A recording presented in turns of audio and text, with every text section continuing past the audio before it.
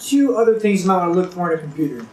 If you are just going to be doing internet browsing or email or word processing, the basic stuff, you don't need what's called a graphics card. Sometimes they call it video RAM, but generally we call it a graphics card. What a graphics card is, it's dedicated memory that's just for graphics. In other words, just for video, just for pictures, for stuff like that. So unless you're doing this high-level stuff, right? Video editing and some of the other kids like games, for example, that requires a graphics card. If you're buying a computer for yourself and you're only going to be doing email and stuff like that, you don't need to worry about the graphics card. What if you're using iPhoto? Do you need a graphics card there? No, iPhoto actually runs fairly well without the graphics card. So I use it without one on the laptop.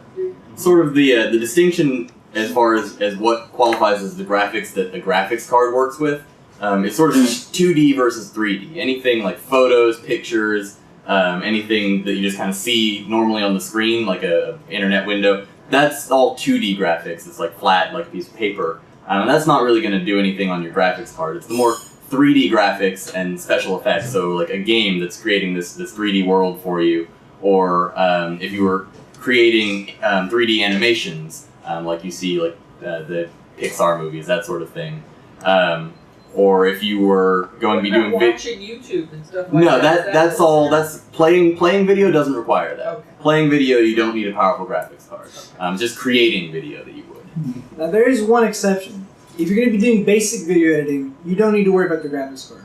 But if any of you get really into it as a hobbyist and you pick up a piece of software like Final Cut Express or Final Cut Pro, once you start upgrading and doing high-level video, it's a very good idea to have a graphics card. Because whenever you do special effects or when you apply filters or things to modify the image, you'll see that it's a lot faster with the graphics card than without it. So that's one notable example.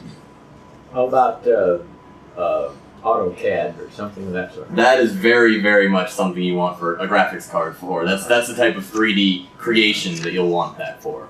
Yeah. Anything that's sort of doing that 3D in real time, that's not kind of sitting there processing it, but doing it right in front of you, that's where that really comes in handy. Does Google Earth use video cards? Yes, it would take advantage of that, for sure. And we were actually gonna talk about Google Earth a little later too and show you that. So Photoshop? Photoshop is more the 2D, doesn't require the graphics card so much, definitely. Although it always helps. It may not be necessary, but no matter what, it always helps. Right, if you're on a budget, it's one of those things that it's good to figure out whether you feel like you really need it or not. But if you are not as concerned about the price of the machine, having it is never going to hurt you. How much does it cost? How much is it, Ron? Well, it's one of those things that you can upgrade it to your heart's content. You can get the really, really crazy high-end one, and it's going to cost you several $100s more, or you could get just a basic one that's going to be better than not having one. And it'll just be a minor addition, upgrade to the computer, $100, $50, something like that. Generally, you can't really install them afterwards, though. It's something that you have to buy as a part of the notebook to begin with. But the tricky part is that they're not named very clearly. They all have their kind of brand names. You'll see things like GeForce or the ATI or NVIDIA, things like that. And then they'll have some numbers after them, like a 5600 or an 8600 or something like that. And generally they get more powerful as those numbers get bigger. But it's not a clear-cut thing. It's something that you, if you are concerned with it, it's probably worth putting in a little research, or if you come into us, and hopefully you will, we try to kind of clear that up for you as much as possible, so you don't have to go hunt through specs. Video in the background.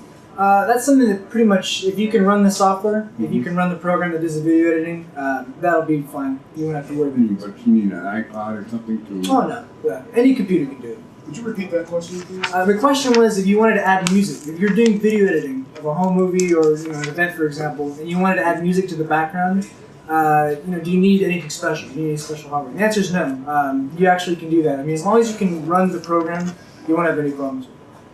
For example, at the moment we are taping this event on that camera, and it's got a built-in microphone, so that would come in sort of as one video with its own audio. But we also have a much better mic set up in the middle of the table here.